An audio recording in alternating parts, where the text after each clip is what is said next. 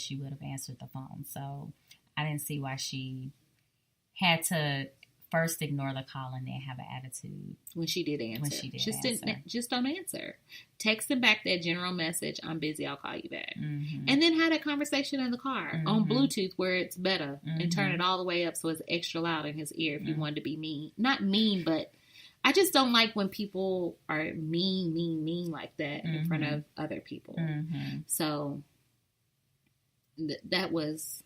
Did she say that she was? Did she acknowledge that she was talking to Jackie, or she just answered the phone? What would you like, Gregory? That's how she. I don't even think she said that she was meeting with Jackie. Okay. Yeah. So he doesn't know until the show comes on. Yeah.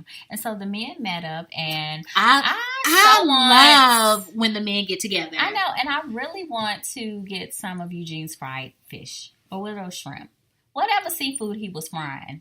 I want some of that. Yeah, you know I'm on this whole fish kick. I could eat fish every day, all day. I know.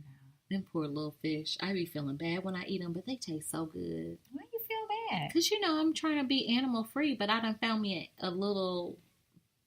Fish is not an animal. It's a fish. But, fish was in the Bible, and I can eat that. I tell myself that. But, girl, I had a fish sandwich from Bones the other day. It was good. I've never had their fish. I always go there and get chicken. Get the chicken wings. The honey hot. Bones is good. Yeah.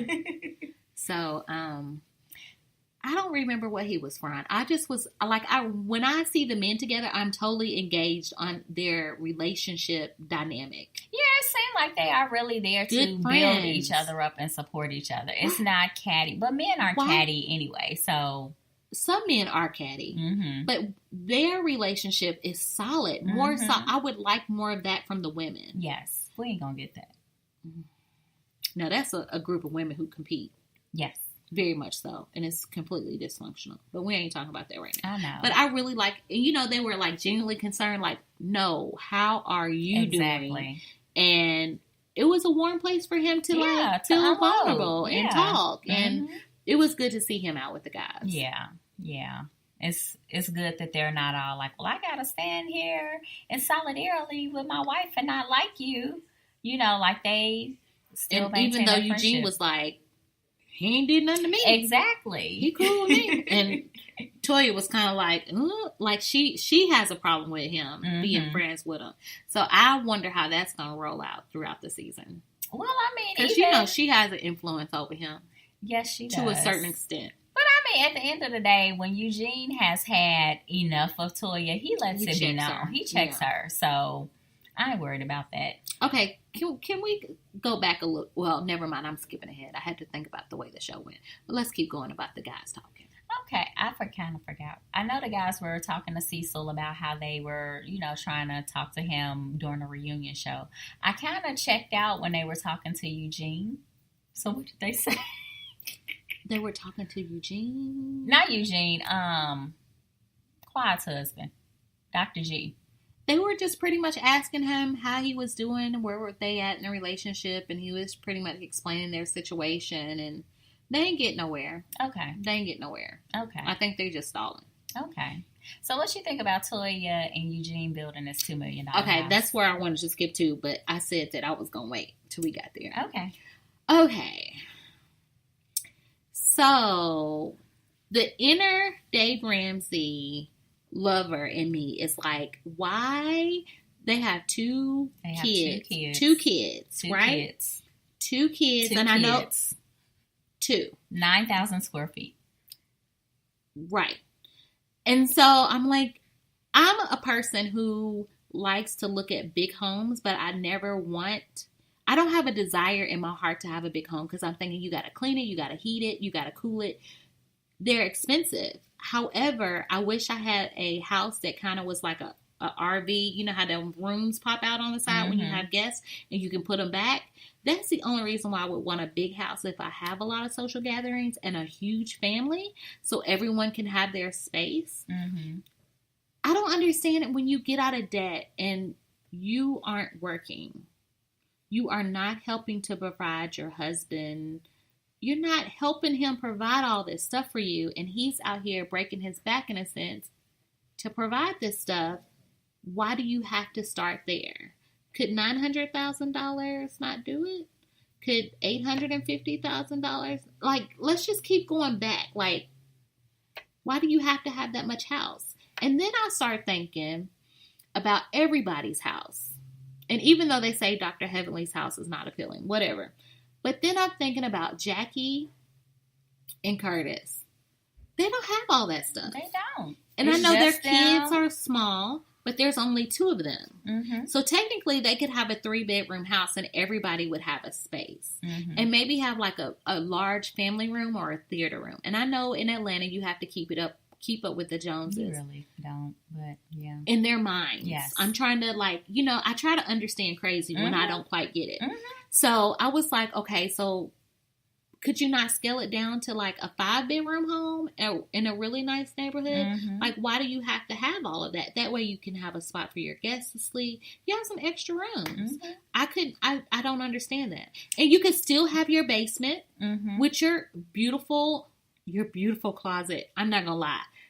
I would want a closet like that. I'm not going to trip because I saw one with an elevator and I was... yeah, the one we went to the home show last year. Exactly. It was pretty. It was beautiful. Yeah. And I felt like that is what I deserve in life. And I could have a 3-bedroom house with a closet That's 2 levels. That's 2 levels. And I'll feel like I won with a really nice bear claw tub. Like, Mm-hmm.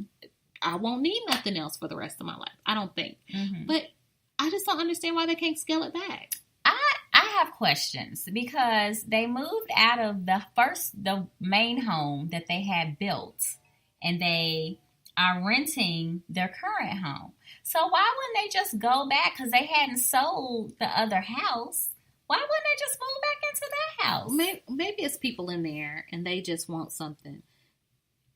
I mean, that because they keep making it like it's their forever home. And I'm like, but you had everything you needed in the other home. Like, why wouldn't you wait till the lease ran out and not renew the lease with your renters in the other house and just move back in your other house? That's my thought process. They just want something new, I guess.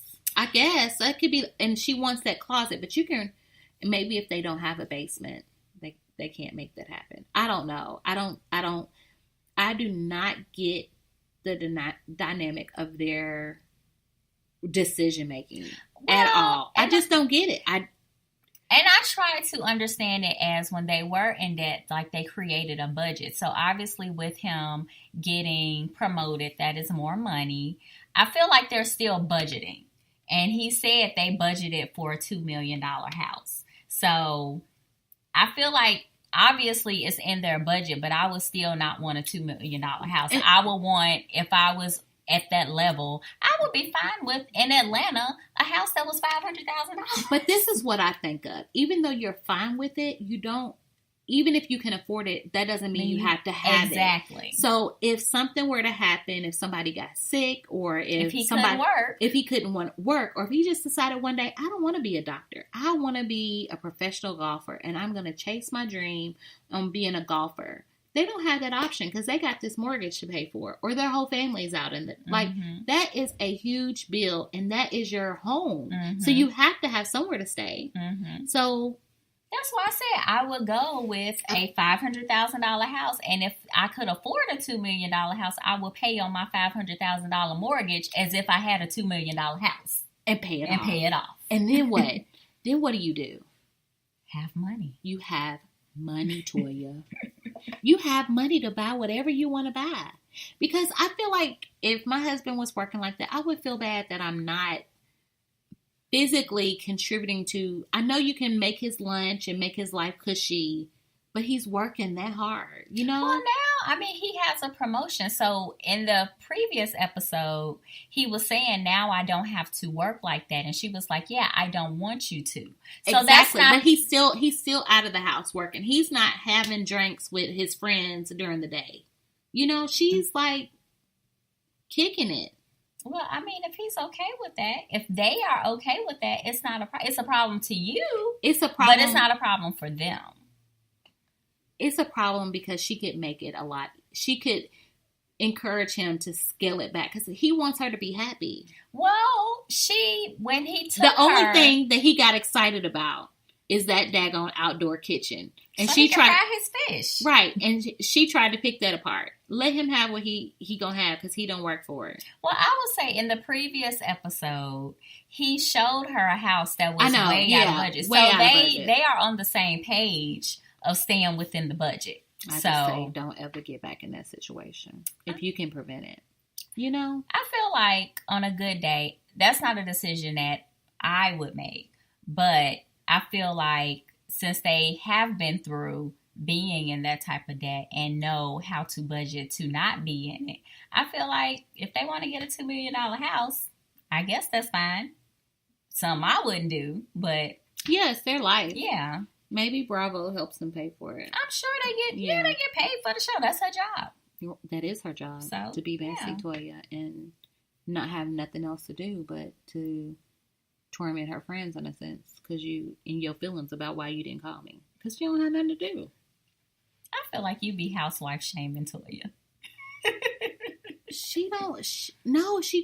I am all about, you know what, my goal in life was to be a housewife until I had to go on medical leave and be in the house for 6 weeks and I couldn't take it. Mm-hmm.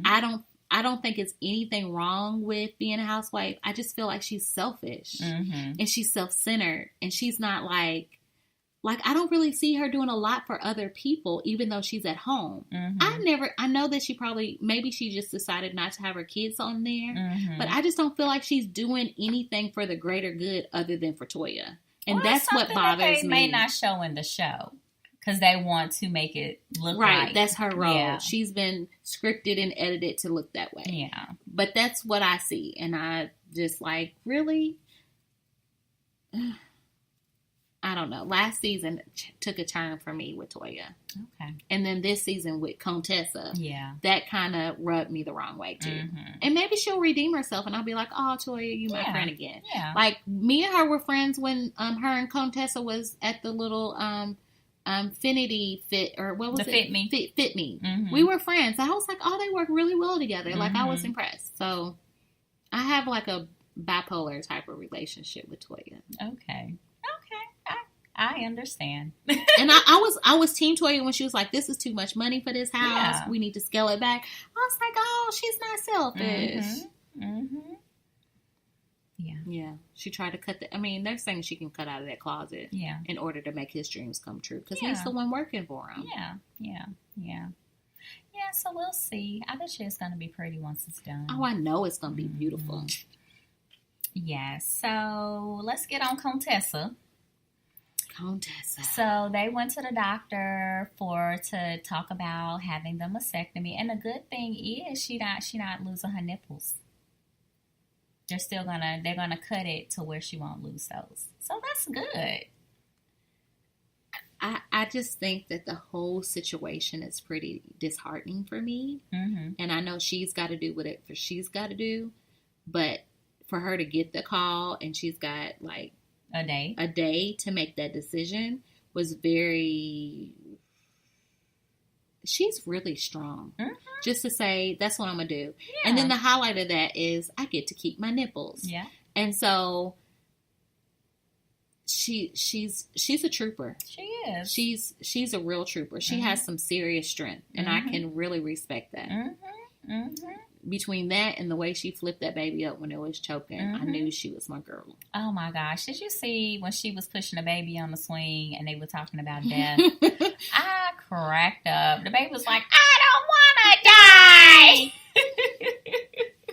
And so I think she's preparing them for her dad or even for her. You know, she's just, having a real conversation with them. And you got to do that. You got to do that. Because little kids get blindsided by it. I know nobody really talked to me about that. So, and I wish someone would have shared it with me. Even though I went to a lot of funerals, I didn't really get the concept. Okay. Yeah, you didn't get the conversation beforehand. Like, this is why and this is what's going to happen. Yeah. So I absolutely love, and I really don't care for Mariah, but I like her dynamic with her daughter. And then she took her to the lady doctor. I know. And she asked some very mature questions. She did. I think she is adorable. I think she is so beautiful. And she was like, she was just really, I felt like that they are going to have a really good relationship. And I really like the fact that she delivered her and now she's going to. Yeah. I was like, that's that like never full circle.